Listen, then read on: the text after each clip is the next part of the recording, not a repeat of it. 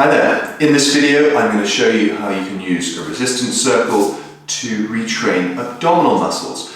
Now this is going to be primarily pitched at postnatal, new mum population, but the things I'm going to show you will be equally applicable if you need to begin rehabbing abdominal muscles for either injury or surgery that you've had. The resistance circle is a very kind of inexpensive, commonly found item. It provides resistance both pressing in and out, and I found it a really great tool to introduce the concept of isometric contraction to your abdominal muscles. Now, isometric just means a static contraction, and if you're coming back from pregnancy and childbirth, you will have had significant stretching to your abdominal muscles. You may have ended up needing a C-section, in which case you've had multiple incisions through abdominal muscles, and retraining them appropriately is very important when you're thinking about long-term health of both the spine but the lumbar-pelvic hip complex as well. And I found it's an area which is often neglected, and why the process of optimally loading your abdominal muscles is so important. If you just go straight into sit-ups or straight into running, having had any of those things I've just mentioned, you're likely to meet a bit of a roadblock pretty quickly, and it often causes a lot more problems than you're trying to fix.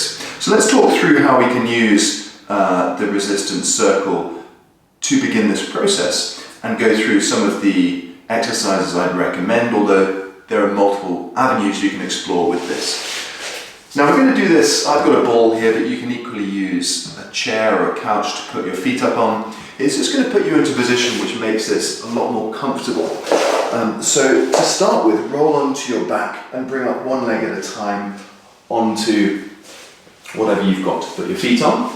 And of course, particularly in the postnatal group, it's important you've had clearance from your medical practitioner to say that you're okay to begin, but you want to try and get that abdominal rehab in early. So here, with the legs elevated and supported, there's very little work having to be done through the lumbar-pelvic hip complex, and it should be a very comfortable position.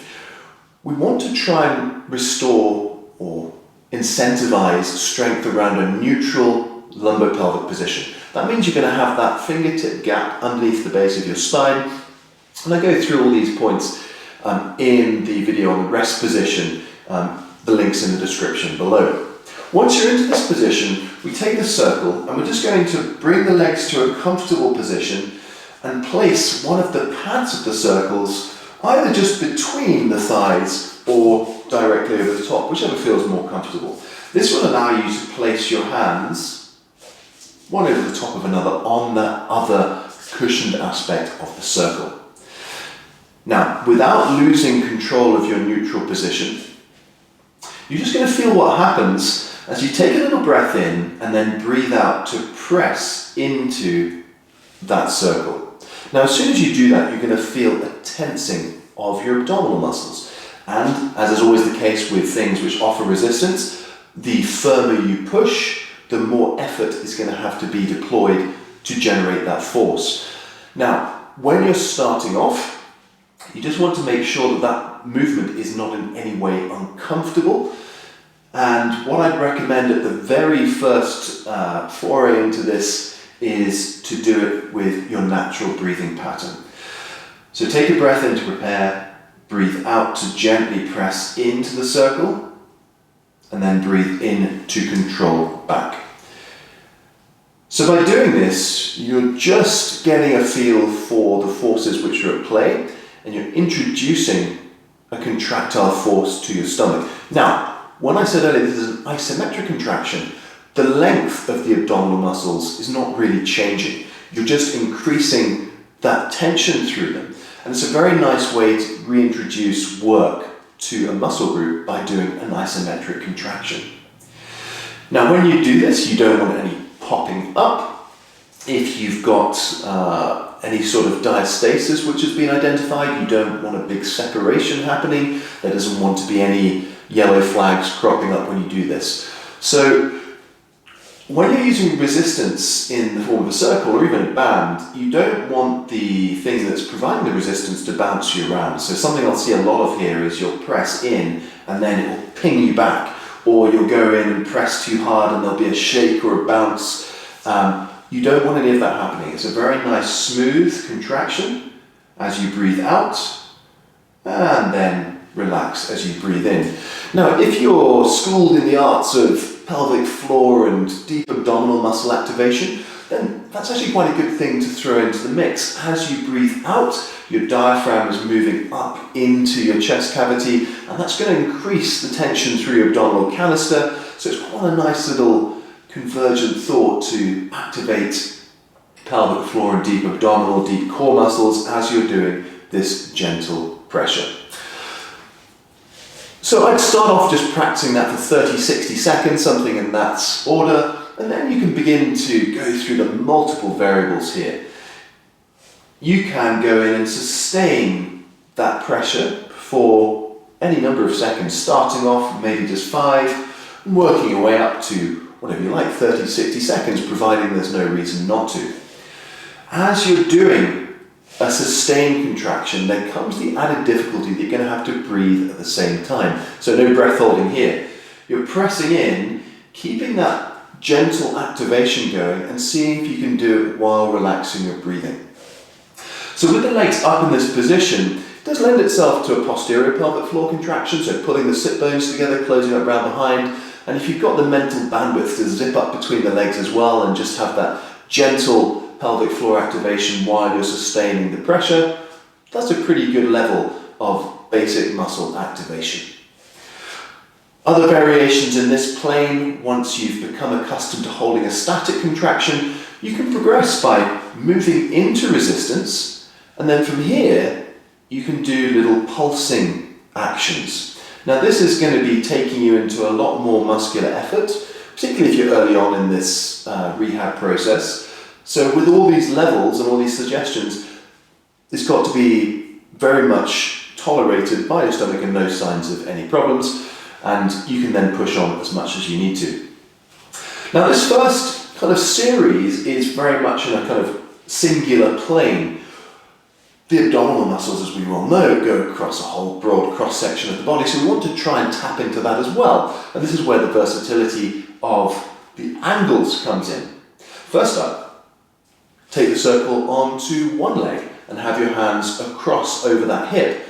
And as you press in, you're going to feel more of an oblique activation in that diagonal plane across the stomach. We can then, of course, switch over to the other leg.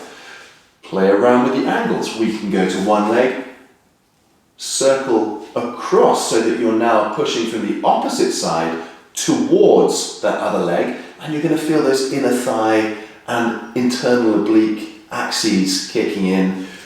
We can, of course, do exactly the same round outside. We're going to reach across, and as we push in and across, we're going to feel very different muscular contractions. And you can go through all the same frameworks identified earlier in terms of the static holds, the breathing in and out, pressing in and out with your breath pattern, and then going into resistance and then pulsing once you're there. So there's all sorts of different variations which you can do. Now, you don't have to do this lying down on the floor. You could do it sitting on a chair. If I use the ball as an example there, it's pretty self-explanatory, but it's worth just going through. When you're sitting down, make sure that your knees are not higher than your hips. So you're up tall, exactly the same principles we've just done. But this time there's just a little bit more difficulty because you're supporting your body weight rather than having it supported by the floor. So you can go into the same ideas here. Exhaling as you press, inhaling as you release, and going through those same kind of suggestions. The critical points here is that when you apply the pressure, you have a neutral back position. Now for new mums, you're going to have become more and more lordotic or arched in your back with more anterior pelvic tilt, forward pelvic tilt as you progress through pregnancy, and trying to just re-educate yourself where that neutral position is very important. So again, that's covered in things like the rest position video, and many rehab specialists would give you multiple tips on how to do this. So I won't go into that in too much depth here.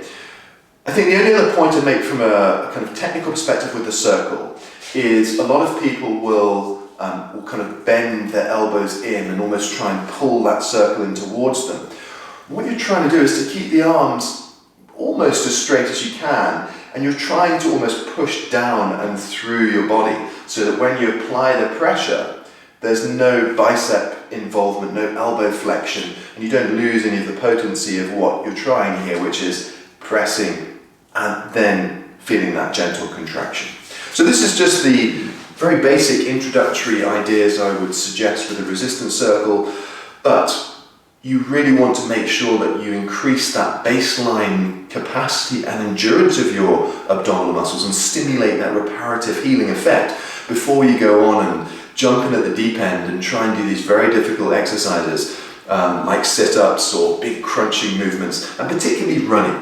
A final point I'd say there, so many new mums I've helped over the years have tried jumping back into running as the thing they used to love, but almost failed to realise or haven't been told or haven't been well schooled in the fact that when you are up on your feet and putting impact, the integrity of the abdominal muscles counteracts the tension running through your back, and is part of that natural equilibrium to help all of these elements of force, closure and balance through your pelvic girdle and back to stay in check. And when you're hitting the deck, hitting the tarmac hard, then you're just going to exploit the weakness and probably end up really annoying your back and multiple other things besides. So working through proper abdominal rehab after pregnancy, particularly after C-section and trauma there, really, really important. And this is just the tip of the iceberg, and I'll go through other progressions of this with other videos, but for now that's a really good start for anybody starting off on their journey of abdominal rehab post-pregnancy.